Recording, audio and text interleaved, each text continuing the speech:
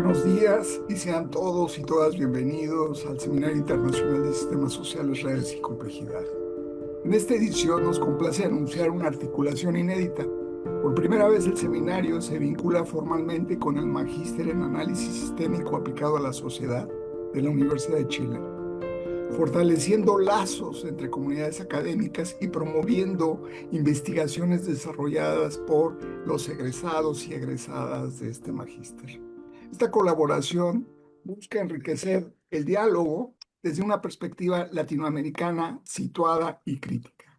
El programa de este año integra conferencias magistrales y paneles temáticos que abordan, entre otros temas, comunicación científica, resiliencia comunitaria, riesgo organizacional, educación en contextos complejos y desafíos socioambientales. Las sesiones combinarán la participación de académicas y académicos invitados con espacios abiertos para deliberar colectivamente. En este marco, es un verdadero honor dar la bienvenida a dos distinguidos profesores e investigadores que nos acompañan el día de hoy. La doctora Gabriela Socar, que es profesora de la Universidad de Chile y directora del Magíster, programa reconocido internacionalmente por sus aportes al estudio de los sistemas sociales y la complejidad. La doctora Socar ya nos honró con su participación en este seminario en noviembre del año pasado, con una excelente conferencia titulada Constructivismo e Investigación Sistémica. La doctora Azócar tendrá a su cargo la introducción de las conferencias que se presentarán en esta sesión. Por un lado, la de la maestra Paz Orellana, egresada del Magíster, quien expondrá sobre la capacidad adaptativa de organizaciones comunitarias ante desastres socioambientales. Y por otro, la del maestro Juan Carlos Varela, quien abordará el tema de riesgo y cultura organizacional desde una perspectiva basada en la teoría de sistemas sociales. Estimados colegas, les cedo la palabra. Muchas gracias, Carlos. Muy contenta nuevamente de estar acá y de presentar a dos de nuestros egresados. Ellos son Juan Carlos Varela y Paz Orellana, quienes desarrollaron sus investigaciones magistrales dentro de la línea de temas socioambientales que trabaja el magíster. Y, por supuesto, utilizando conceptos analíticos de la teoría de sistemas, tales como la capacidad adaptativa, la distinción riesgo-peligro y el concepto de resiliencia, ¿ya? Voy a presentar primero a Paz Orellana, que nos va a honrar con su presentación. Paz es geógrafa de la Universidad de Chile con magíster en análisis sistémico aplicado a la sociedad y diplomados y cursos relacionados con la gestión de riesgos de desastre. Se ha desempeñado en distintas áreas de la geografía, incluyendo el trabajo con comunidades en contextos rurales para el análisis de conflictos socioambientales en organizaciones como la Fundación para la Superación de la Pobreza y Junto al Barrio. Actualmente, Paz se desempeña como asistente de investigación del Centro del Clima y la Resiliencia, participando en proyectos vinculados con la interfaz cienciopolítica, movilidades climáticas, gobernanza y adaptación del sector agrícola ante el cambio climático.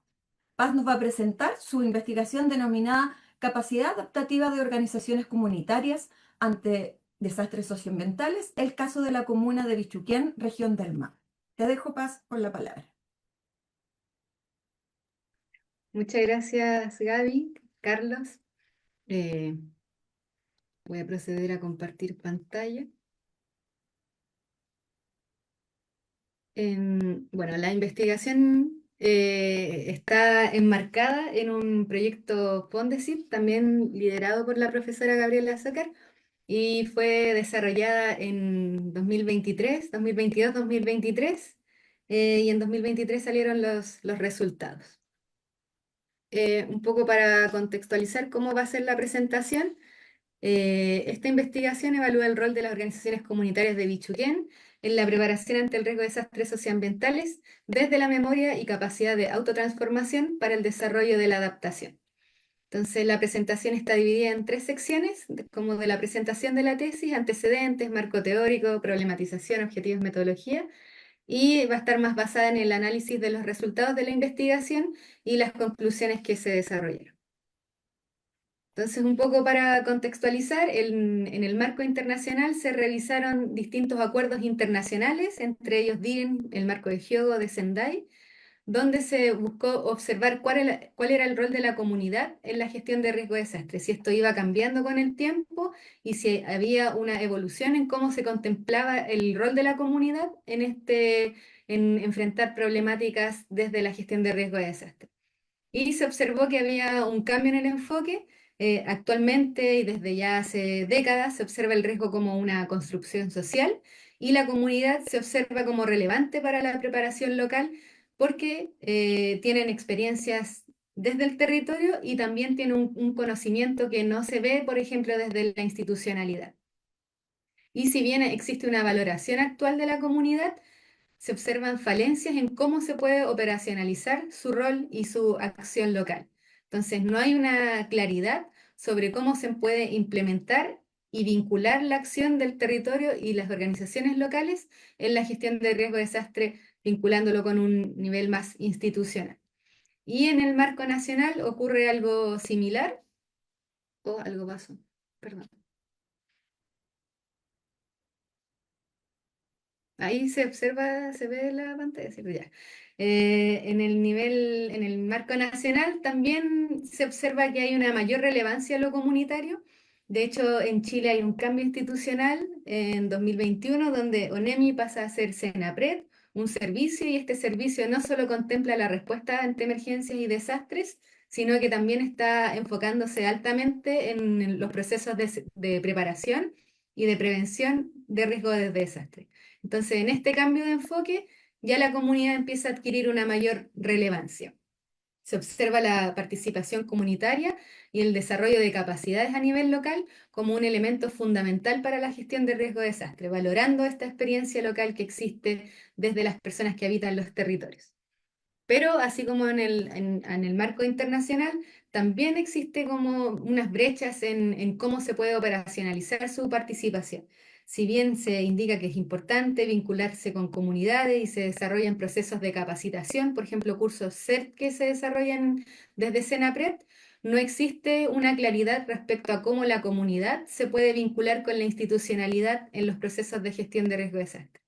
De hecho, el grupo que se reúne cuando ocurren emergencias o desastres, COGRID, no indica explícitamente cómo la comunidad se puede involucrar en este proceso de toma de decisiones. Entonces, también ahí hay una brecha que es necesario ir trabajando. Y también se hizo una revisión de otras experiencias a nivel internacional de cómo se está observando la participación de la comunidad en la gestión de riesgo de desastre, y desde allí se observa que al contemplar la comunidad de una manera más concreta, se pueden generar acciones contextualizadas para la preparación ante el riesgo de desastre, y eso aumenta la efectividad de las medidas que se pueden implementar. Se le otorga alta importancia al desarrollo de capacidades locales, principalmente donde los factores subyacentes son difíciles de cambiar. Entonces, donde no se pueden modificar estos factores que aumentan el riesgo, las capacidades locales juegan un rol relevante en la gestión de desastre y en la preparación de las personas ante un evento extremo. Y por ello es importante fortalecer la capacidad adaptativa que dependen de las características de la comunidad. Y, por ejemplo, esto podría generar un reforzamiento de políticas públicas desde lo institucional, contemplando lo que ocurre a nivel territorial. Y otro aspecto importante que también se menciona harto es que las redes entre los actores construyen entendimiento colaborativo. Es decir, es importante que la comunidad no solo se vea como una entidad o un sistema que recibe, por ejemplo, apoyo de la institucionalidad, sino que también ellos tienen un rol relevante en la gestión de riesgo de desastre. Y hasta la actualidad ha habido un alto foco en lo individual y familiar más que lo comunitario. Entonces, desde allí es importante ir modificando eso. Un poco para comentar el caso de estudio, esta es una comuna ubicada en el sur de Chile, en la provincia de Curicó, en la región del Maule, y es una comuna costera. Se escogió este caso de estudio porque tiene multiamenazas. Como había mencionado, es un mini laboratorio donde se pueden encontrar distintos tipos de eventos extremos que pueden afectar a la comuna. Incendios forestales, remoción en masa, inundación, tsunami. Y un poco para ejemplificarlo, en el terremoto de Chile de 2010, esta fue una de las comunas más afectadas por el tsunami, en localidades como Boyeruca, Yico y Lipimávida. Y el área roja se observa dónde fue el área del tsunami y cómo ingresó. Y también los incendios forestales de 2017 también afectaron ampliamente a la comuna, principalmente porque tiene una alta superficie de plantación forestal que confluye con la actividad turística. Y se observaron también en terreno, como se ven en las fotografías, que las viviendas, y al ser una comuna altamente rural, se ubican entre plantaciones forestales. O sea, la interfaz es alta, principalmente con viviendas muy aisladas. Un poco para comentar el contexto de la comuna, hay una alta dispersión de los asentamientos y una baja conectividad, es decir, los caminos entre las distintas localidades es de tierra, normalmente utilizado por camiones forestales, entonces eso también afecta la respuesta ante diversas amenazas que puedan ocurrir en el territorio. La pobreza multidimensional en ese año, cuando se realizó el estudio, era de 37,4%. Al revisar los números hoy en día, ha descendido, pero sigue siendo superior al 20%, que también produce una mayor vulnerabilidad de la comunidad. El plan regulador comunal, que es la forma en que se ordena el territorio en este tipo de comunas urbanas y rurales, es de 1967. Entonces eso hace que también haya una desactualización de este instrumento y la planificación del territorio contempla casi nulo la exposición de los asentamientos ante eventos extremos. Y la institucionalidad de gestión de riesgo de desastre en esta comuna también es débil, no existe un departamento específico para este fin, sino que es una persona que está encargada de las emergencias y que a la vez tiene tres labores más dentro de la comuna. Entonces eso también hace que al ser la institucionalidad débil, haya mucho más riesgo en la comuna ante desastres. Y las organizaciones comunitarias activas son 90 y aproximadamente 21 son de carácter territorial, que no son tantas, entendiendo la dispersión territorial que tiene Bichuquén. Acá un poco el marco teórico. Se está analizando el riesgo de desastres socioambientales desde lo mencionado por la BEL y la UNISDR, y desde ahí se ven afectados sistemas físicos y sociales, sistemas socioecológicos, y desde ese punto de vista hay un rol relevante de la comunidad. Entonces, lo que quiere analizar este estudio es cómo es posible operacionalizar el rol de la comunidad y que no sea visto como un ente más etéreo, y desde allí se propone la definición de organización comunitaria, que nace a partir de lo que menciona Arnold en 2002 y que es una variación a la definición tradicional de organización desde la teoría de sistemas sociales. Este se basa mucho más en lo local, en la relación uno a uno, en el bienestar de los habitantes que están en un territorio, y también existe una alta dependencia de ciertos miembros de la organización, es decir, el funcionamiento de una organización comunitaria recae altamente en los líderes. No existe una distribución de roles tan equitativa como en una organización más tradicional, sino que esta es como una persona que se sacrifica y que hace todo por la organización comunitaria. Y desde allí lo que se quiere evaluar es la distinción de estas organizaciones comunitarias entre riesgo y peligro. Es decir, se observan un evento extremo desde el riesgo, teniendo una decisión y un accionar frente a este, o lo dejan como peligro y lo observan, pero deciden no hacer nada y dejarlo en manos de otros, por ejemplo, la institucionalidad a cargo. Es decir, la organización comunitaria puede observar un evento extremo, por ejemplo, una inundación, y decir, ok, sé lo que está pasando, pero nosotros no podemos hacer nada, es la institucionalidad la que se tiene que hacer cargo. Y si observa este evento extremo como riesgo, toman una decisión frente a esto y deciden actuar de distintas maneras. Entonces, esa es la distinción que se quiere observar en este estudio, cómo las organizaciones de tipo comunitario están observando los eventos extremos como riesgo o como peligro y sin actuar. Y esto tiene harto que ver con lo que le hace sentido al sistema. Aquí, si es contextual o no, citando a Mascareño 2011. las organizaciones van a observar los eventos extremos de acuerdo a lo que a ellas les hace sentido. Por ejemplo, una organización puede observar el incendio como algo relevante y van a actuar frente a eso, pero tal vez en ese territorio no hay inundaciones muy habituales, entonces va a decidir dejarlo como peligro. Entonces eso es lo que se va a ir, se observó en el estudio. Y desde allí, ¿cómo desarrollan capacidad adaptativa? El análisis de la capacidad adaptativa se basó harto en lo que desarrolló Marco Ville y otros investigadores en 2021, donde la capacidad adaptativa se observa desde la memoria, es decir, mecanismos reactivos ante disturbios previos y que se relaciona con el registro y el aprendizaje y cómo se reflexiona sobre eso, y la autotransformación que mira hacia adelante, que está orientado en la prevención y preparación, y también mirando el proceso de reflexividad que se hizo desde la memoria de la organización. Ya, brevemente, la problematización, y como ya había estado mencionando, es el rol de la comunidad en la preparación ante el riesgo de desastres y la relevancia de operacionalizar la acción y conocimiento comunitario en instrumentos y organismos institucionales para la gestión del riesgo de desastre. La pregunta de investigación es cómo opera la capacidad adaptativa de las organizaciones comunitarias ante el riesgo de desastres socioambientales en Bichuque. Y desde allí la hipótesis es que las organizaciones efectivamente tienen el potencial latente de desarrollar capacidad adaptativa ante desastres socioambientales a partir de cómo observan y tematizan el riesgo, desde su memoria y su autotransformación. Los objetivos, bueno, el objetivo general es caracterizar la capacidad adaptativa y los específicos se dividen en 4, que es primero definir cómo opera la distinción riesgo-peligro en estas organizaciones comunitarias y desde allí cómo las organizaciones activan su capacidad de registro, reflexividad y aprendizaje. Es decir, cómo miran hacia atrás, qué han aprendido de eventos previos, para luego ver a partir de eso cómo pueden actuar desde la prevención y preparación y cómo se coordinan con otros actores para trabajar en torno a la gestión de riesgos.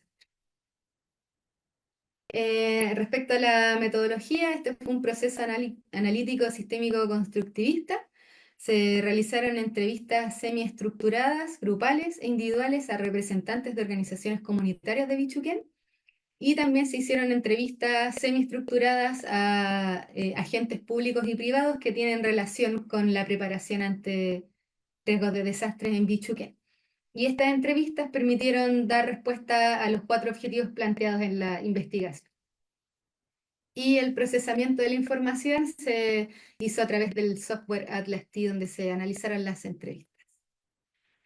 Ya, para contextualizar los resultados, se entrevistaron a 7 organizaciones, 3 tipos de organizaciones, un club de adulto mayor localizado acá en el área costera, 3 juntas de vecinos que se ubican 2 en el lugar más urbano y 1 rural de la comuna de Bichuquén, y 3 comités, que son estos que están acá en la parte inferior del mapa y también cercano al lago.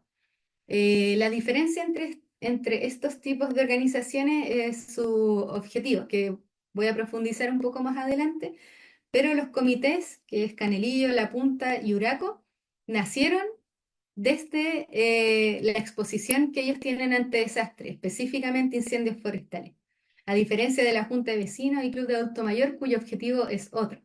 Entonces ahí ya se observa una distinción de que los comités nacen desde la exposición que tienen y ese es su rol que tienen hacia el futuro. El objetivo de ellos es preparar a la comunidad ante emergencias o desastres socioambientales. Y los agentes públicos y privados entrevistados fue el encargado de emergencia, la encargada de organizaciones comunitarias, carabineros, bomberos y la red de prevención comunitaria, que es una entidad privada que nace a partir de la alianza de empresas forestales que están ubicadas en el territorio. Entonces también hay una alta diferencia entre los tipos de organizaciones públicas y privadas que se entrevistaron, entonces dan un panorama más general de lo que está ocurriendo a nivel de gestión de riesgo de desastre en el territorio. Ya. Estos son los resultados. Primero se analizó la memoria, que es la primera dimensión de la capacidad adaptativa, luego la autotransformación, Después se analizó cómo se coordinan estas organizaciones comunitarias con otros actores, los hallazgos respecto a la distinción riesgo-peligro y los desafíos y barreras que se originan a partir de esto. Entonces acá la memoria, lo que se observó a partir de las entrevistas es que las organizaciones comunitarias, principalmente los comités que comentaba, acceden a procesos de capacitación, principalmente desde la red de prevención comunitaria. Es decir, tienen un constante aprendizaje respecto al riesgo al que están expuestos y tienen apoyo de otras organizaciones para trabajar en torno a esto. En las otras organizaciones, por ejemplo, Junta de Vecinos y Club de Adulto Mayor, como su objetivo no es la gestión de riesgo de desastre, no tienen un interés mayor en aprender sobre esto. Y los agentes, por otro lado, también acceden a capacitaciones, participan en cursos y también acceden y realizan campañas educativas en invierno y verano. En invierno respecto a las inundaciones y en verano se basa principalmente en incendios forestales. Respecto a las experiencias, son las que han conllevado también aprendizaje y registro de las organizaciones comunitarias. Y acá se observa que hay una distinción entre urbano y rural. Por ejemplo, los comités que se ubican en lugares rurales aislados, su aprendizaje es muy vinculado a la acción, como si ocurre un evento, ¿qué hago? A diferencia de las organizaciones que son más urbanas, que tienen una mayor dependencia de lo que realicen las instituciones a cargo. Y de manera transversal existe un registro de los habitantes en cada territorio. Esto es tal vez no tan relevante en el análisis, pero sí en la acción local. Todos los vecinos se conocen, saben dónde hay una persona que tiene necesidades, una persona mayor si es que necesita evacuación con apoyo de otra persona. Entonces eso al momento de que ocurre un evento es importante en la acción local.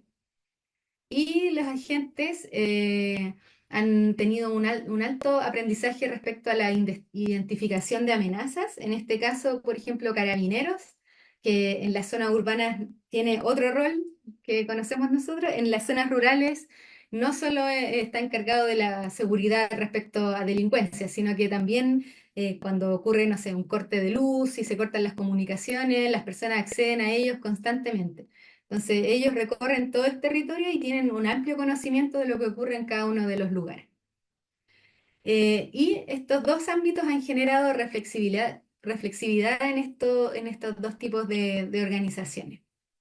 Y esa reflexividad ha influido en las decisiones que toman respecto al riesgo que está expuesta la comunidad y los distintos territorios. Es decir, existe en base al acceso a la educación y en base a las experiencias a nivel local, sí han habido cambios en cómo el riesgo se gestiona en Bichuquén. Un ejemplo es que antes las personas, los encargados de emergencia, les decían a los que vivían en lugares aislados que ellos no tenían que hacerse cargo de responder ante una emergencia, pero con el tiempo se fueron dando cuenta de que si las personas que vivían en lugares aislados no respondían, iba a haber un desastre. Entonces eso fue como un aprendizaje mutuo de decir, ok, yo tengo un rol, pero también tengo que entender que las personas que viven en lugares aislados tienen que desarrollar una forma de prevención y preparación que sea independiente de lo que una institución pueda realizar. Entonces, todas esas experiencias de incendio, de inundaciones, han cambiado la forma en que la gestión del riesgo se realiza principalmente en lugares aislados. Respecto a la preparación, y como ya mencionaba, hay distinciones entre los comités, la Junta de Vecinos y Club de Adulto Mayor. Los comités implementan medidas de preparación intencionadas. Ellos constantemente quieren acceder a capacitación, ellos mismos hacen sus herramientas, por ejemplo, copiando a instituciones, tienen roles establecidos de que si ocurre un incendio, cada uno sabe lo que tiene que hacer. Entonces, siempre ellos están anteponiéndose a lo que pueda ocurrir. Esto porque si ellos no se prepararan, pues como ellos comentaban, si nosotros no nos preparamos, nos morimos. Entonces hay como una visión mucho más directa de su quehacer con su seguridad. A diferencia de las juntas de vecinos, que la preparación no está intencionada en la gestión de riesgo de desastres, sino que respecto a sus propias funciones como organización. De la manera que operan, les permite estar más preparados. Por ejemplo, conocen a los vecinos, saben sus necesidades, saben dónde vive tal persona, pero esto no significa que esté vinculado a prepararse ante un desastre, pero de igual forma les permite estar más preparados. Y el club de adulto mayor ya está más alejado, se basa más como en la salud física de las personas que participan, entonces ellos no tienen una preparación como tal frente a la gestión, frente a los desastres. Y respecto a la colaboración y cohesión comunitaria, que también es parte de la preparación, se observa que existe un apoyo mutuo, se articulan entre las organizaciones comunitarias, se conocen entre ellas y también tienen una constante comunicación actualmente a través de redes sociales y WhatsApp. Entonces esto también contribuye a que la organización a nivel interno estén más preparadas y a la vez estén comunicadas con otros territorios. Esto no lo voy a explicar mucho, pero observando y conversando con las personas, realizando la entrevista, pudimos hacer un breve esquema de cómo se van coordinando las distintas organizaciones con las instituciones que están en el territorio. Entonces, se observa que de acuerdo al rol de las organizaciones, que si se vinculan con uno u otro actor.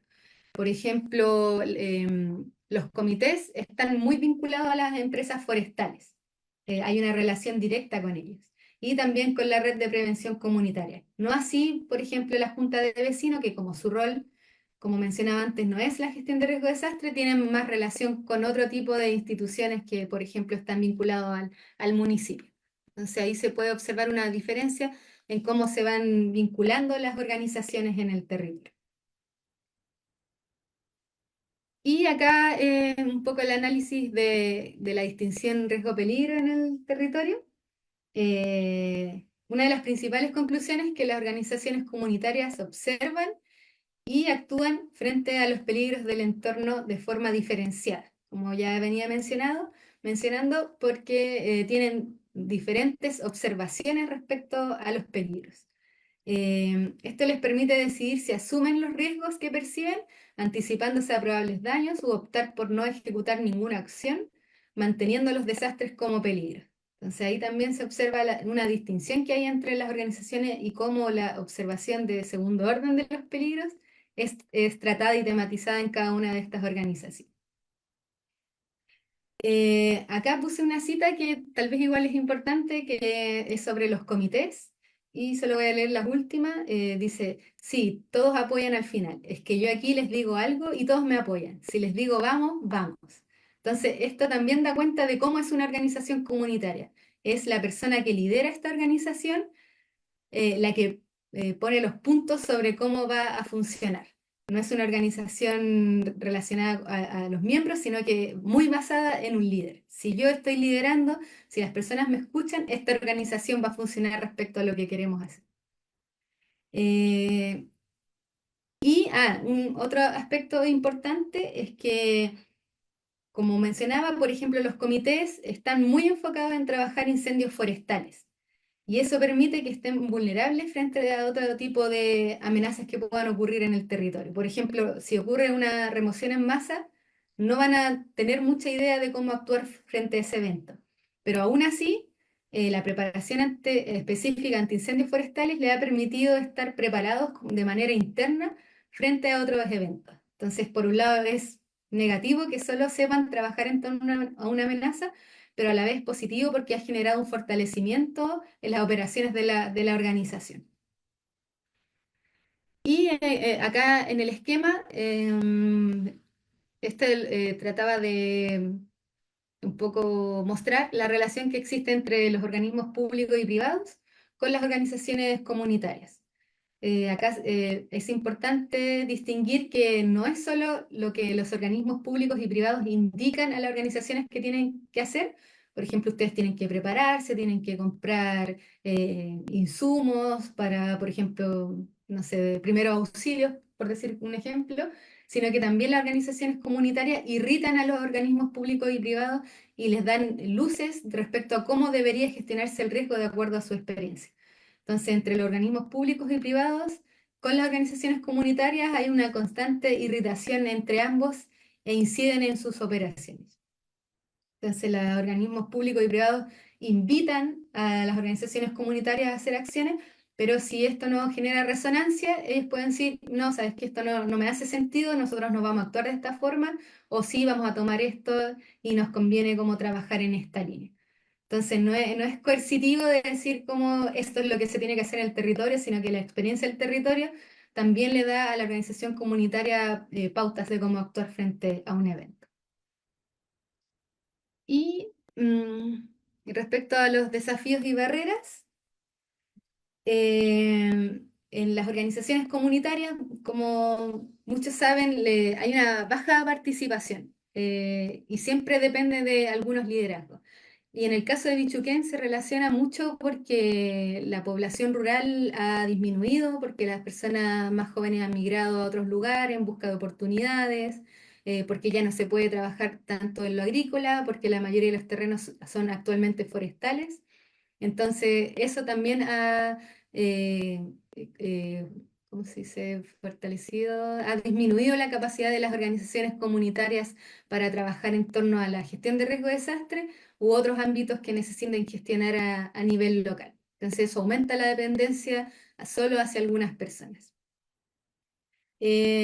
También hay brechas respecto a la gestión interna de estas organizaciones comunitarias. Hay una baja planificación para la preparación. Normalmente ellos actúan respecto a, no, hay un incendio, ya vamos todos y lo vamos a atacar. Como, ese discurso está muy instalado en las organizaciones rurales. Pocas tienen, por ejemplo, plan de emergencia. Pocos establecen roles determinados, sino que solo es como, yo sé que si soy hombre tengo que ir al fuego y ir con la pala. Yo sé que si soy mujer tengo que evacuar a las personas, como que ese rol de género está muy inserto en la organización comunitaria. Y respecto a la coordinación, eh, también hay brechas cuando las organizaciones comunitarias se vinculan con la institucionalidad pública y privada. Las forestales aparecen cuando gustan. No hay algo tan organizado más allá de esta red de prevención que mencionaba. Y la baja capacidad de personal de la municipalidad también genera una brecha en cómo se pueden coordinar con las organizaciones comunitarias. Y también está relacionado con cómo no está operativizado el rol que tiene la comunidad, tampoco trabajan mucho en torno a esto. Y acá no tiene tanto que ver con la forma en que funcionan las organizaciones, pero la configuración del territorio también juega un rol relevante en la capacidad que tienen estas para responder ante eventos. Por ejemplo, ellas pueden ser muy rápidas en llamar a bomberos, pero hay caminos en que no pueden ingresar. Entonces, estas brechas territoriales también dificultan la gestión de riesgo de desastres desde las organizaciones y genera que estén un poco más expuestas.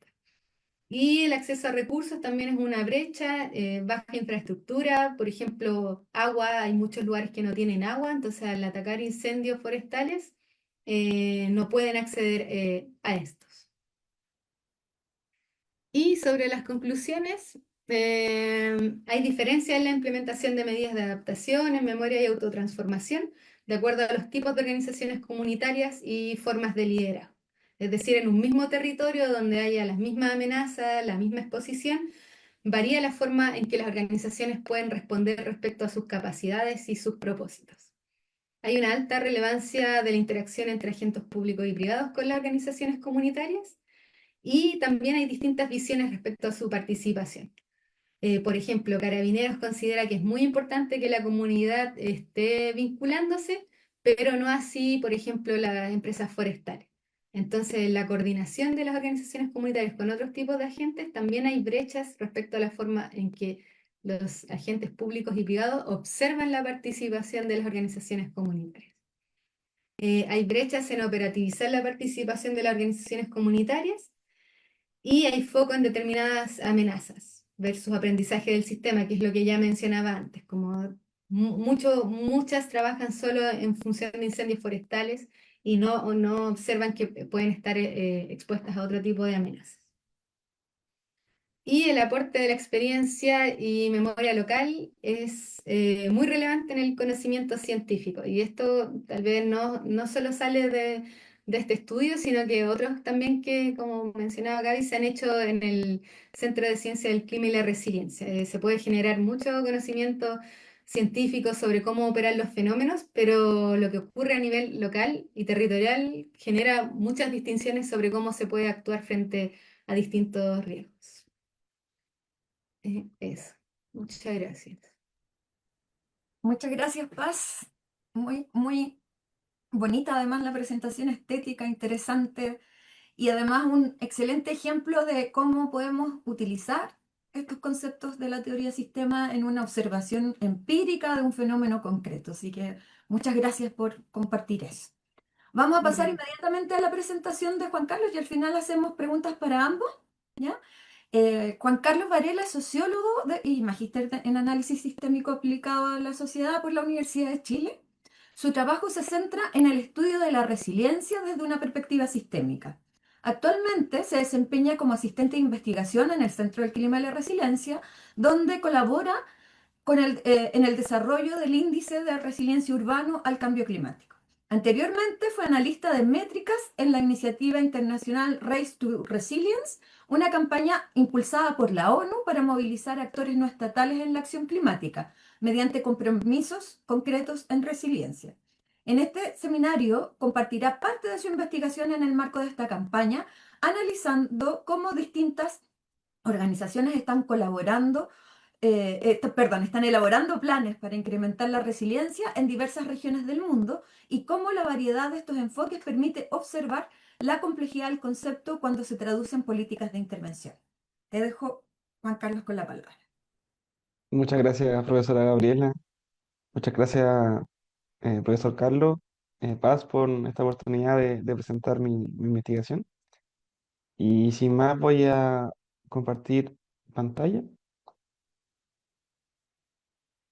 ¿Me avisan, por favor, si se ve?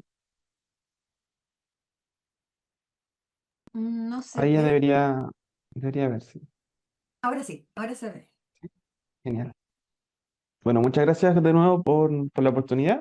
En esta ocasión les voy a presentar sobre parte de mi proyecto de tesis, ya investigación realizada, que se llama Construyendo Resiliencia Climática, Análisis Sistémico de la Racionalidad organizacional de los socios en la estrategia de aumento de la resiliencia en la campaña Race to Resilient.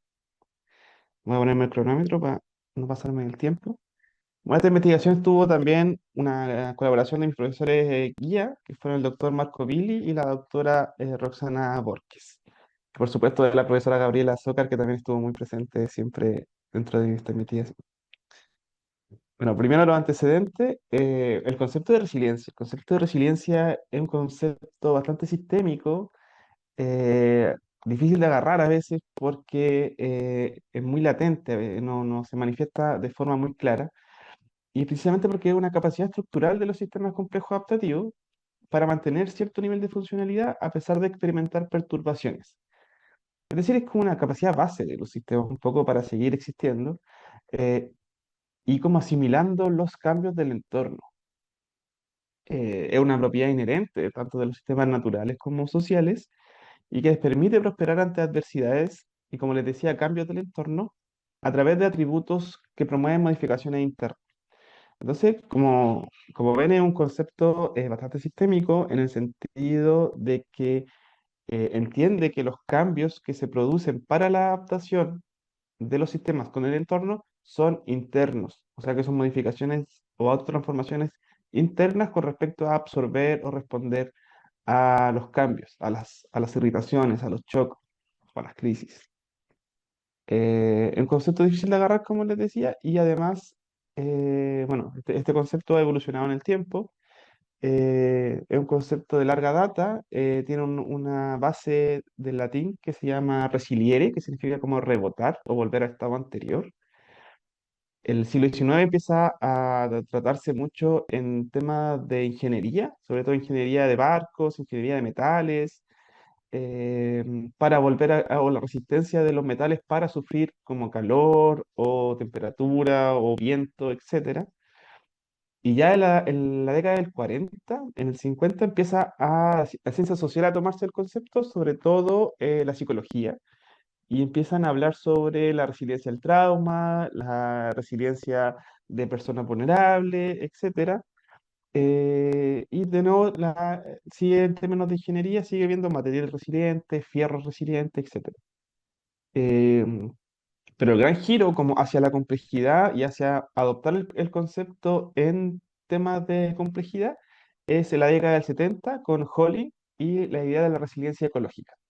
Y salir como de la ecología del equilibrio a buscar una ecología de la múltiples equilibrios y complejidad. Y ahí el concepto de resiliencia reflota de manera más compleja, entendiéndose como esta capacidad de absorber, adaptarse, transformarse, y no solo rebotar, sino que adaptarse y transformarse. De ahí viene toda la tradición de la ecología y la biología, y en la década del 80 empieza de nuevo a tomarse como de las ciencias sociales, pero ya más de la sociología, como la resiliencia social, la resiliencia comunitaria, y es como la capacidad no solo de un individuo, no solo de un ecosistema, sino que de la sociedad, de grupos sociales. Y aquí al mismo tiempo también se empieza a vincular mucho el concepto con la gestión del riesgo de desastre, porque la resiliencia, el entenderse como esta capacidad de adaptación y capacidad de respuesta, se vincula fuertemente con los desastres socionaturales, cómo comunidades o sistemas sociales, sistemas socioecológicos resisten, se adaptan, responden a desastres socionaturales. Y después empiezan a haber combinaciones como la resiliencia socioecológica, también lo toma mucho la economía, la resiliencia socioeconómica ante las crisis, eh, la resiliencia social, como dijimos, y ya en los 2000 empieza a vincularse fuerte con la resiliencia al cambio climático. Y ahí es donde se sitúa esta investigación, la resiliencia en específico al cambio climático, a las perturbaciones que genera el cambio climático. Y con esa cronología podemos ver que se ha ido ocupando la resiliencia en su uso semántico, sobre todo, como una propuesta de política pública, como una propuesta de intervención ante el cambio climático, eh, siendo una prioridad en la acción climática, y algunos autores dicen que ha ido como reemplazando un poco el concepto de sostenibilidad o sustentabilidad en la idea de acción climática, es decir, como una idea de horizonte de desarrollo. La resiliencia tiene este lado como un poco ambiguo, como que no se entiende mucho qué en el fondo concreto se refiere a la resiliencia, porque es como una capacidad de adaptación del sistema. Eh, entonces, como el contenido que se le puede dar a la resiliencia es muy amplio y por lo tanto es útil semánticamente para actuar como horizonte de desarrollo, como una idea de que no sabemos a qué tenemos que estar adaptados o cómo hacerlo, pero al menos tiene que existir la capacidad de adaptación latente y tiene que activarse cuando haya un desastre, un desastre socionatural. Entonces muchas organizaciones han estado tomando la idea de que tenemos que ser más resilientes, o que el planeta tiene que ser más resiliente, los sistemas socioecológicos tienen que ser más resilientes, o las sociedades tienen que ser más resilientes. ¿A qué? Al cambio climático. Y aquí está como la idea de la resiliencia, como su concepto más semántico, como un boundary object, es decir, como un concepto que teóricamente nos sirve para guiar políticas de intervención, para adaptarse a diferentes contextos y necesidades, para que estemos hablando de diferentes cosas, pero la resiliencia, hablar de resiliencia al menos nos da un enlace comunicativo para ordenar la discusión, para abrir el diálogo, para empezar la conversación. Y en esta función de boundary object de la resiliencia tiene como dos vertientes o dos dimensiones. Es como las que le mencioné recién, la resiliencia como propiedad de los sistemas, como la idea de un concepto más operativo, más teórico, más fuerte la idea de los sistemas complejos adaptativos. Y está esta idea de la resiliencia como política pública de intervención, como horizonte de desarrollo, con un concepto mucho más normativo. Tenemos que ser más resilientes. La resiliencia como propiedad del sistema diría que todos los sistemas son resilientes por sí, porque es la forma en que existen, ¿cierto? Se están adaptando. En cambio, la resiliencia de política pública diría cómo buscamos hacer que sean más resilientes o tengan una resiliencia más alta, una capacidad más alta de resiliencia. Y en esta combinación un poco está la idea de la resiliencia como interfaz ciencia política.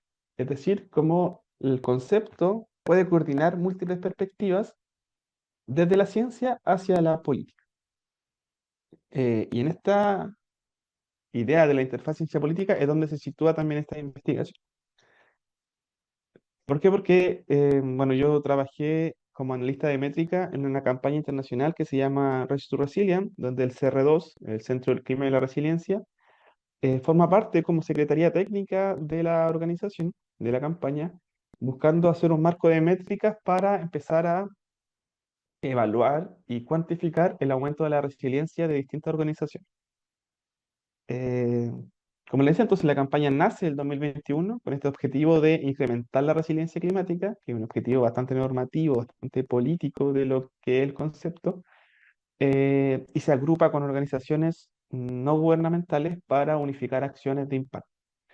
Es decir, está buscando socios internacionales que lo que hacen estas organizaciones es dicen que están aumentando la resiliencia o están haciendo acciones para aumentar la resiliencia de personas ante el cambio climático.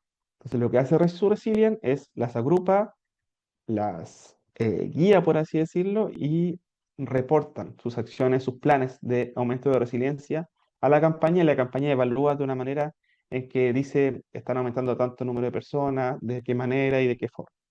Entonces, mi investigación también se sitúa dentro de la campaña. Los socios de Resurrecilia son internacionales de diferentes lugares del mundo, la mayoría son transnacionales, es decir, que van hacia más de un país, y son bastante grandes. Aquí hay un ejemplo de algunas organizaciones dentro de la campaña. Entonces, bueno, toda esta campaña, todo lo que significa la resiliencia, que ya tiene una complejidad inherentemente en el concepto, y todo lo que significa la campaña, la dimensión que tiene, genera desafíos de gobernanza en la orientación de la resiliencia. Como les mencionaba, uno de los principales retos es la ambigüedad del concepto. Como, que es muy flexible, como que puede generar muy boundary object, colaboración, etcétera, pero también tiene interpretaciones tan divergentes que en ocasiones pueden generar políticas contradictorias y hasta contraproducentes con respecto a la resiliencia. Y de hecho hay toda una corriente crítica hacia el concepto de resiliencia, sobre todo de Evans y Wright del 2014, que ahí hablan como de la resiliencia del capitalismo o la resiliencia eh, o sea, críticamente la resiliencia como una especie de quedarse y no hacer nada. Hay toda una corriente crítica del concepto precisamente por la ambigüedad del concepto. También hay un desafío metodológico cuando hablamos de resiliencia.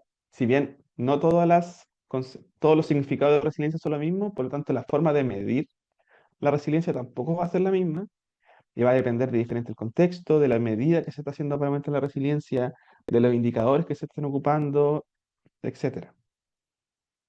Y además hay un desafío de gobernanza en respecto a la articulación de los actores y la colaboración necesaria.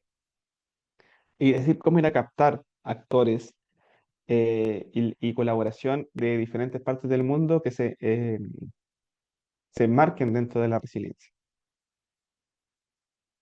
Considerando esto, esto era parte de mi problematización, entonces los desafíos de la gobernanza en la orientación a la resiliencia están como dentro de tres dimensiones, que una sería como la medición de la resiliencia, la colaboración de la resiliencia y el aprendizaje de cómo hacer acciones para aumentar la resiliencia. Entonces la investigación se centra en la pregunta de cómo difiere la estrategia de construcción de resiliencia climática entre los socios de la campaña Restore Resilient en función de sus racionalidades y qué características únicas surgen en términos de productos de resiliencia, métodos de medición y colaboración. ¿Cuál es la hipótesis que está detrás de la investigación? O que estuvo detrás de la investigación, es que a pesar de que hay muchos enfoques y muchos socios dentro de Restore Resilient, existen ciertos patrones latentes que facilitan o dificultan la articulación dentro del concepto de resiliencia. Que es lo que quería investigar yo, en realidad, cómo se está construyendo resiliencia climática y cuáles son las similitudes y diferencias que hay entre los socios de la campaña, para decir cómo algunos están haciendo resiliencia de una forma y otros de otra forma. El objetivo específico fue identificar y analizar perfiles de racionalidad de los socios de Resilient, agrupar a los socios por perfiles similares, siguiendo con estos perfiles de racionalidad, examinar por perfil, por grupo, por clase en este caso, cuáles son sus productos de resiliencia, cuáles son sus métodos de medición y las formas en que colaboran. Y por último, vincular los grupos de racionalidad con las métricas de profundidad y magnitud de la campaña Resto Resilient. El marco teórico, aquí voy a pasar bien rápido para poder hablar más de resultados y discusiones. Eh, bueno, estamos dentro de un magíster de análisis, o sea, de análisis sistémico, entonces mi corriente, mi tradición también es estudiar desde los sistemas sociales. eh, y entendía a la sociedad está compuesta por comunicaciones, exactamente. Entonces, en realidad, los planes de incremento de la resiliencia también eran una propuesta comunicativa que hacen las organizaciones con respecto a la resiliencia. En tanto, cuando hacen esta propuesta comunicativa en torno a la resiliencia, detrás está también su racionalidad y su idea de cómo entender la resiliencia. Entonces, hay una comunicación semántica de la resiliencia. No todos los socios de la campaña plantean definiciones iguales de la resiliencia, hay matices, y esto es lo que yo estaba tratando de ver. Y entiendo la resiliencia más que como una cualidad del sistema, entendiendo que sí lo es, pero no era mi énfasis ahora, sino que mi énfasis era como proceso comunicativo. Y la racionalidad al hacer la resiliencia. Entonces, tenía como un poco este esquema, entendiendo que hay una racionalidad económica, una social y una ecológica dentro de los socios de la campaña, lo que se generaba como una racionalidad sistémica, y esa racionalidad sistémica se comunicaba a través, hablaba yo de comunicación ecológica, dentro de una estrategia de intervención o de un plan de incremento de la resiliencia. Y eso era lo que yo iba a estudiar, el plan de incremento de la resiliencia de los socios. Entonces, mi estrategia metodológica fue, bueno, una perspectiva sistémico-constructivista y el análisis de clustering para identificar los patrones en las estrategias de resiliencia de los socios de Resto Resilient. Y las dividí como en cuatro partes principales, que la primera es identificar los perfiles de racionalidad, la segunda era agrupar los clustering según su racionalidad, la tercera fue un análisis detallado de contenido por clustering, y cuatro, la incorporación de métricas de magnitud y profundidad, que son métricas de la campaña de Resto Resilient. Nuestra metodológica fueron 16 partners, por lo tanto 16 planes de construcción de resiliencia. Acá están todos los socios tienen una escala global o transnacional, y ahora los socios de la campaña que estaban más avanzados en el reporte de sus métricas. Fueron 16 planes en total. Y ahora vamos a hablar un poco de los resultados de qué me topé con la construcción de resiliencia, con cuáles eran los planes, qué está pensando las organizaciones cuando dicen que van a ir a hacer incremento de resiliencia a las personas. Bueno, dentro del perfil de racionalidades, en términos generales, los tres perfiles fueron bastante eh, equilibrados dentro de la campaña, pero aún así hubo una racionalidad económica un poquito más alta, con un 0,36, eh, donde la mayoría de las iniciativas tenían una puntaje de racionalidad económica alta. Después venía la racionalidad política, que estaba entre medio, y la racionalidad ecológica estaba un poquito más abajo. En términos de clustering, cuando después de haber hecho estos perfiles de racionalidad, pude dividirlo en un gráfico de componentes principales. Y dentro de este gráfico de componentes principales pude hacer los clustering y obtuve cuatro clustering. Primero, dentro de estos socios que estaban posicionados acá, todo esto a través del índice de silueta y el índice de Davis-Boulding para verlo, el tema del clustering. Acá están los cuatro clustering que se ven como visualmente bien graficados. eh, y me llegaron dos partners como dos socios de la campaña muy ahí aislados, ahí arriba. Acá hay un poco más de socios de la campaña, acá hay cuatro y aquí también hay cuatro. Y ahí se completan los 16 socios. Ahora, hablando más del contenido de cada clustering, l- a esto cuando hice el análisis de contenido, después les puse nombres a los clustering, entendiendo que para poder diferenciarlos de uno del otro. Entonces, al clustering uno le puse impulsores de innovación empresarial y resiliencia financiera. Al clustering número 2 les puse buscadores de finanzas ambientales y resiliencia costera. Al 3 le puse catalizadores de restauración ecológica y agricultura regenerativa. Y al 4 le puse hubs de resiliencia comunitaria y colaboración público-privada. Ahora vamos a ver un poco más detalle de esto, de los clustering. Y primero, que eran impulsores de innovación empresarial y resiliencia financiera. El producto principal de la cual decían que hacían resiliencia era seguridad financiera y física, es decir, la promoción de seguros y un apoyo a la innovación empresarial. O sea, la idea principal de los socios que tenían, que compartían este clustering es buscar la resiliencia a través de aseguradoras y la disminución del riesgo y sobre todo la disminución de las inversiones. Eso, para ellos, eso era su concepto de resiliencia. Colaboraban mucho con las corporaciones del sector privado, con ONGs, con empresas y startups, es decir, como buscaban la innovación también económica. Y una de las características también es que está presente en muchos países del mundo. Como ven ahí, bueno, México y Colombia eran muy fuertes, también Sudáfrica, pero están en casi todos los continentes. O sea que su expansión territorial dentro de lo que buscan hacer resiliencia era bastante amplia. El clustering número 2, los que buscaban finanzas ambientales y resiliencia costera, a diferencia de los otros que buscaban aseguradoras de inversiones, estos buscaban finanzas para estrategias de resiliencia. Es decir, eran buscadores de plata para poder apoyar iniciativas de resiliencia. Entonces buscaban protección ambiental de ecosistemas sensibles con estrategias de financiamiento. Su forma de medición era el monitoreo y aprendizaje y verificación de reportes de inversiones y colaboraban mucho con instituciones financieras, con filántropos, aseguradoras, gobierno y comunidades. Como decía, iban a buscar dinero, iban a buscar recursos económicos para apoyar estrategias de intervención de resiliencia. Eran como una especie de eh, facilitadores. A diferencia de el Cluster 1, que buscaban o impulsaban innovación empresarial a través de aseguradoras, el Cluster número 2 buscaba más, buscaba recursos. Y si bien están presentes en muchas partes del mundo, sobre todo en África, ahí estaban en India, no tenían tanto alcance territorial como los del Clustering 1. Después los del Clustering 3 eran catalizadores de restauración ecológica y agricultura regenerativa. Acá ya estamos saliendo un poco del perfil económico y entramos un poco al perfil ecológico. Y acá estos socios de la campaña buscaban ya hacer la intervención sobre restauración ecológica y hablaban mucho más de zonas de conservación, zonas de parques, restauraciones de sistemas socioecológicos y sobre todo también de prácticas agrícolas. Entonces, claro, el producto principal eran prácticas agrícolas y proyectos de restauración ecológica. Sus formas de medición eran basados en datos y seguimiento y evaluación.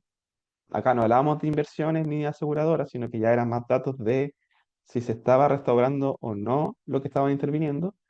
Y también colaboraban con filántropos, donadores, ONG y socios financieros. Eh, y la presencia dentro del territorio global ya era menos que los otros dos clustering y se situaban más, bueno, aquí en Australia, Indonesia, Brasil, Colombia y México. Eran como su fuerte. Y el cuarto clustering ya tiene una idea más de racionalidad política, porque la búsqueda de cómo hacer resiliencia la hacían a través de hubs de resiliencia comunitaria y colaboración público-privada. Acá el producto principal era hacer el hub, era hacer, hacían esta idea de el director de resiliencia en un lugar. Entonces trataban de formar una organización, trataban de formar colaboraciones, trataban de formar una especie de autoridad en torno a la resiliencia, trataban de hacer un sistema de gobernanza finalmente. Su medición era a través de la evaluación local y comunitaria, con algunas herramientas digitales, y colaboraba mucho más con gobiernos nacionales y locales, con ayuntamientos, gobiernos regionales, etcétera. Y no buscaban tanto temas financieros ni restauración en sí misma, sino que buscaban hacer la red. Y acá la diferencia entre sistemas territoriales es que está muy presente en, en Norteamérica. Había muchas iniciativas dentro de Norteamérica, Canadá, México, y mucho más en Europa también. También en África, pero a diferencia de los otros clústeres, por ejemplo, acá no hay muy poco en el norte global, por así decirlo. En temas financieros también hay poco en el norte global. Y esta idea de los hubs de resiliencia está mucho más presente en el norte global, eh, la cual también es un hallazgo interesante dentro de lo que fue la campaña. Eh, Antes de entrar a la discusión, hay unos gráficos acá al lado de los clustering que son atributos de resiliencia y subatributos de resiliencia. Estos atributos de resiliencia son parte del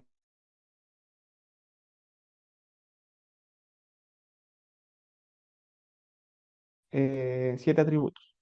Preparación, aprendizaje, agencia, colaboración social, flexibilidad, equidad y recursos, o base. Em, Como ven, y acá están, abajo de ese gráfico, están el detalle de estos atributos. Como ven en el cluster 1 se ve fuertemente su presencia en finance, en coordinación. En el clustering 2 también hay una fuerte presencia en finance, en assets. Ya en el clustering 3 vemos que está diferente, empieza a ver como recursos naturales, como más fuerte, aprendizaje, coordinación. Y en el clustering 3 ya está menos fuerte asset y está más fuerte preparación y planificación, coordinación, capacidad de decisión o decision making.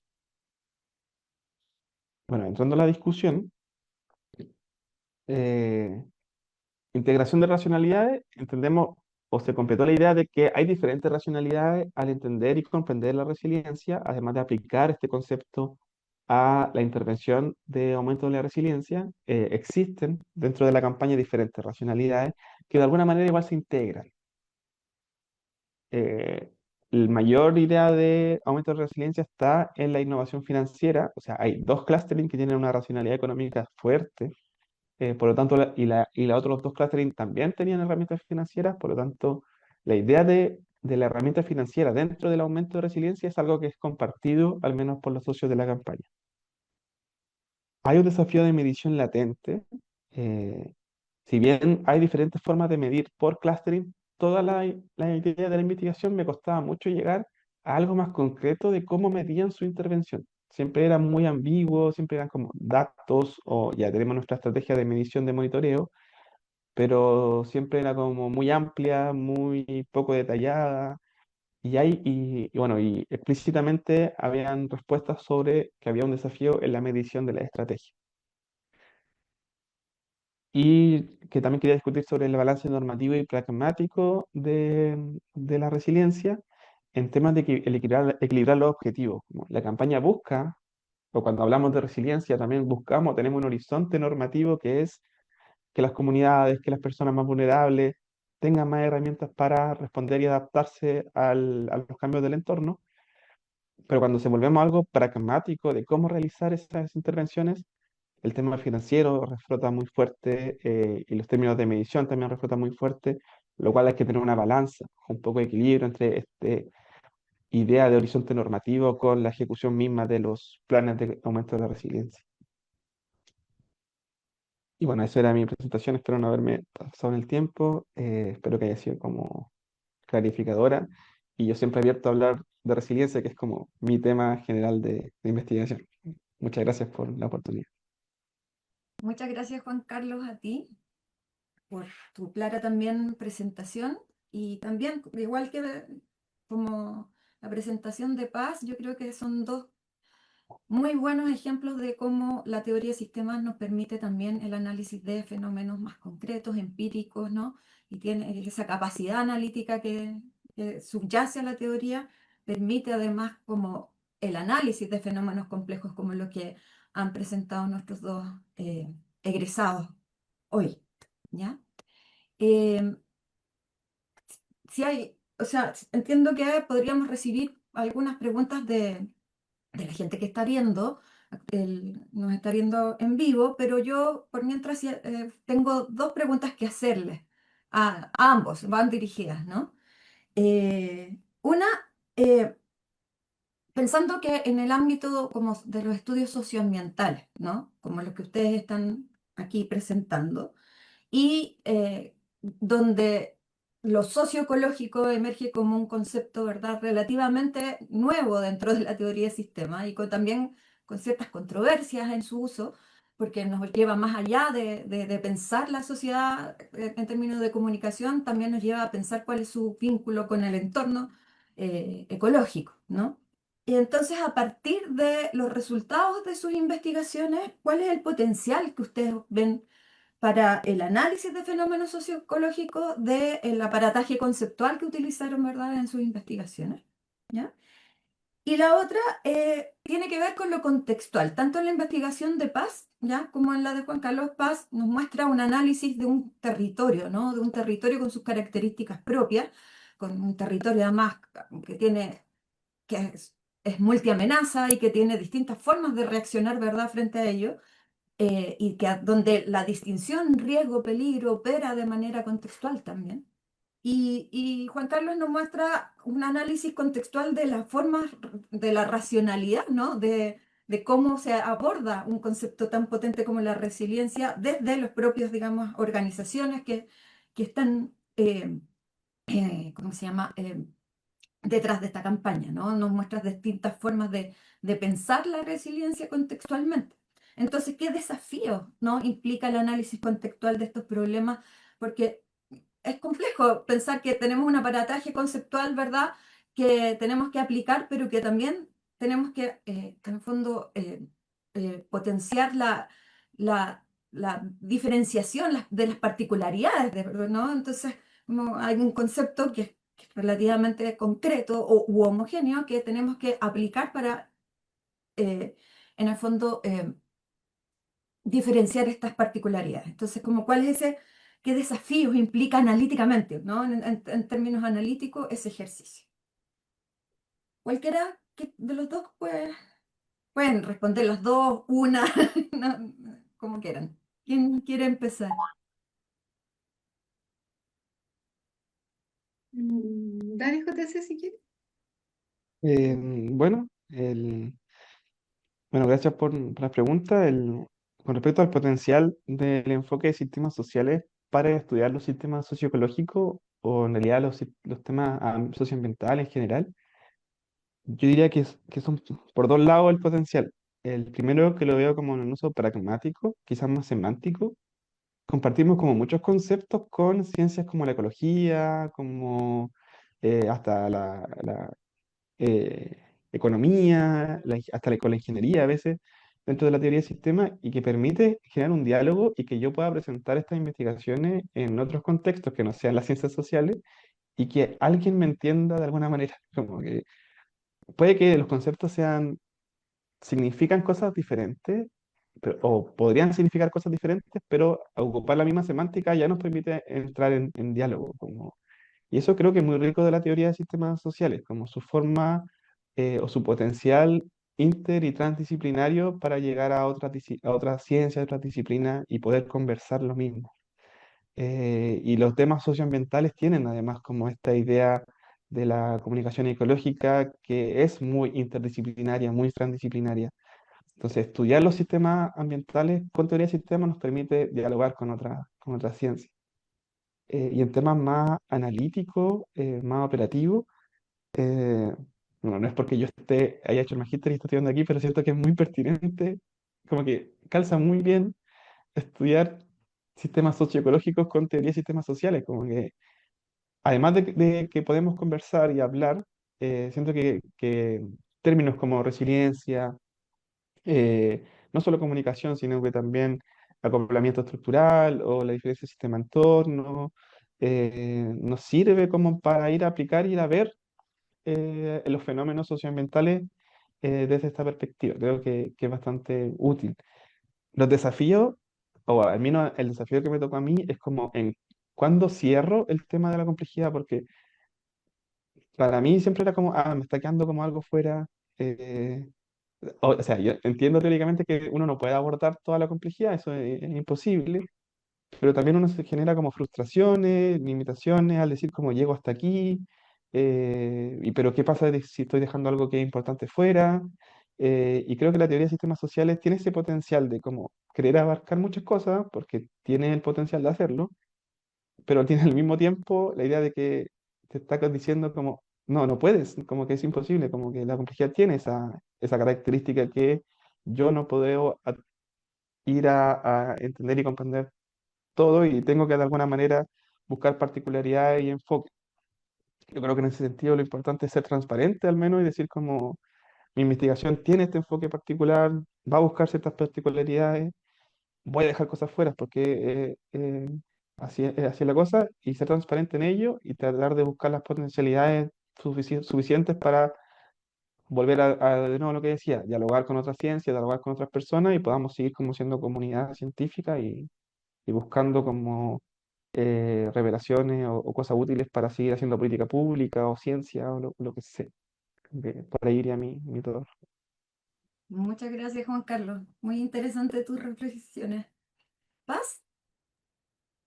Sí, yo quería, bueno, de acuerdo con Juan Carlos, pero complementarlo más desde el potencial que tiene la teoría de sistemas sociales como a estudios territoriales. Como si bien la teoría de sistemas sociales en su versión más ortodoxa no estaba el territorio contemplado, sí estudios que se han hecho, pienso como Antonieta Urquieta, de llevar desde la teoría del sistema a comprender el territorio, y también con Juan Carlos, Anaí y María José Oñate, trabajamos en un proyecto también que buscaba eso, como vincular la teoría de sistemas sociales con otras líneas que analizan sistemas socioecológicos, transiciones sociotécnicas. Entonces, a partir de ahí hemos podido observar que eh, desde lo conceptual que mencionaba Juan Carlos, pueden estar muy ligadas. Entonces, la teoría de sistemas sociales de repente se ha entendido como un nicho demasiado específico y que lo trabajan solo algunas personas. Nos hemos ido dando cuenta de que tiene el potencial de vincularse con otras líneas teóricas y otras formas de comprensión y otras metodologías. Entonces, yo creo que eso es como, y lo que aprendimos también en el magíster, que la teoría de sistemas sociales no es algo cerrado, no es algo que se puede aplicar solo en el norte global, como se dice, sino que también se puede aplicar acá en Latinoamérica y también en estudios más locales, que es como lo que presentaba de mi tesis, que de repente se puede ver la teoría de sistemas muy en la nebulosa, pero realmente si uno lo va aplicando y va entendiendo los conceptos desde un nivel más territorial, es posible comprenderlo de esa forma y utilizarlo como una caja de herramientas que se le ha dicho en algunos lugares. Eso. Muchas gracias, Paz. Yo te tengo algunos comentarios, principalmente. Tuve la oportunidad de leer tu texto y algo que me llamó mucho la atención fue el diseño cualitativo muy bien justificado. La selección de entrevistas semiestructuradas y el análisis que haces con Atlas T es consistente con los objetivos de comprensión profunda de las operaciones comunicativas que analizas. O sea, eso me resultó muy atractivo. Eh, y bueno, la presentación que hiciste fue una presentación extraordinariamente didáctica y pedagógica. El diseño, como decía Gaby, apoya muchísimo a eso. Tienes un diseño hermoso de tu presentación que te permite po- per- eh, per- a ver, ajustar los puntos uno por uno y encajarlos muy bien. Por otro lado, la muestra es intencionada y pertinente, o sea, se focaliza en localidades con exposición a múltiples amenazas, lo que garantiza pues, la relevancia del estudio de caso en el contexto del Chile rural, y eso también fue algo muy interesante. Finalmente, la codificación es teóricamente informada. Las categorías analíticas derivan del marco teórico y no son inducidas únicamente desde los datos, evitando este riesgo de a veces empirismo ciego, ¿no? Eso también fue muy atractivo de la lectura de tu texto.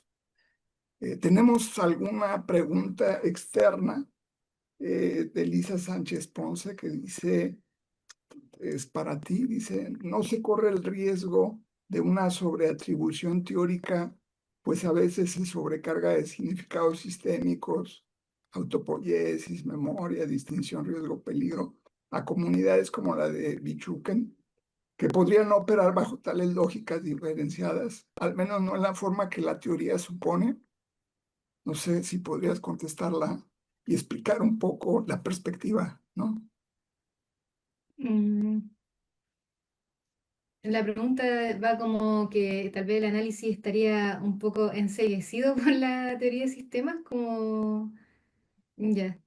Em, Creo que tal vez el ejercicio en un principio fue de esa forma, pero al hacer el estudio de manera empírica, de todas formas aparecieron, hubo hallazgos que no están necesariamente sustentados en la teoría de sistemas sociales. Pues, por ejemplo, la coordinación entre actores. Es como una variante de o sea, lo de riesgo-peligro sí es muy observarlo como desde la teoría de sistemas sociales. Creo que esa parte fue como seleccionarlo de esa manera. Pero los otros aspectos de los hallazgos que hubo también tienen harto componente como desde lo que se fue observando y que no necesariamente estaba llevado a lo que dicta la teoría de sistemas sociales. Por ejemplo, la vinculación entre actores, el sentido identitario que había en los territorios, eso tampoco es tan sistémico, pero también se vincula con la forma de operar de las organizaciones. La identidad, el sentido de arraigo, que viene de otras áreas de la geografía y que también como que traté de vincularlo en el análisis desde la teoría de sistemas sociales, pero con un foco más territorial. Entonces, en un principio nació de esa manera, pero después se fue complementando desde los hallazgos con otras formas de observar el territorio y las organizaciones comunitarias. Sí, a mí me pareció muy atractiva, junto con el complemento a las entrevistas que hiciste, esa cartografía que nos presentaste casi al final, que también es muy significativa de relaciones y conexiones, Ujú. algo que me resultó también muy atractivo de tu trabajo. Gracias, Paz. Muy gracias. No sé, este, también hay una pregunta, Juan Carlos, que tiene que ver con organizaciones, cultura organizacional y riesgo. Dice, ¿podría explicitar cómo se articula el nivel semántico con las operaciones organizacionales de segundo orden, desde el enfoque comunicativo e interpretativo que se utiliza?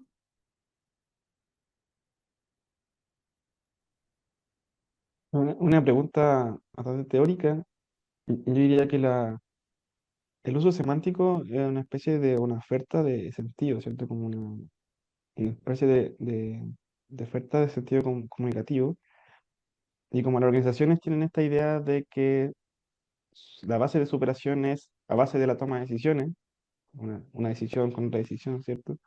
Creo que la semántica lo que ofrece es como estabilizaciones de esta oferta de sentido. En este caso, en específico de la tesis, de la investigación sobre resiliencia, ocupar la semántica de resiliencia dentro de organizaciones como que estabiliza un poco la operación, siento yo, y permite que existan estas campañas grandes que solo con decir como aumentamos la resiliencia puede empezar a agrupar diferentes organizaciones que están ocupando la misma semántica porque han estabilizado su forma de organización a través de la oferta de sentido de este concepto semántico de resiliencia y nos permite agrupar en otra organización que sería la campaña Restore Resilient y así sucesivamente, sobre todo con conceptos Boundary Object que sirven para realizar esta agrupación de decisiones. Eh, que me iría como por ese lado para responder la pregunta.